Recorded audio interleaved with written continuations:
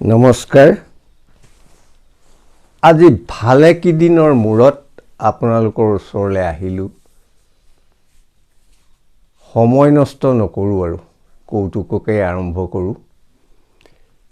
এজন মানুহে অফিচলৈ যাওঁতে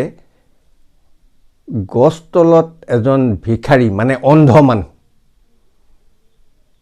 গছজোপাৰ তলত বহি থাকোতে সদায় এটকা পইচা দি যায় এদিন সেই জেগাটোত অলপ চেহেৰাৰ অমিল মানুহ এজন বহি আছে চেহেৰাৰ অমিল যেতিয়া মানুহজনৰ অলপ সন্দেহ হৈ এটকা পইচা এটা মানুহজনৰ ওচৰত দলিয়াই দিয়া নাই অলপ আঁতৰত দলিয়াই দিলে হি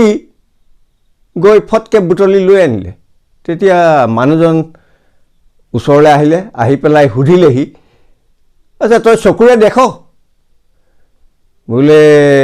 স্যাৰ আপোনাক কি কম মোৰ দাদা আজি সিনেমা চাবলৈ গৈছে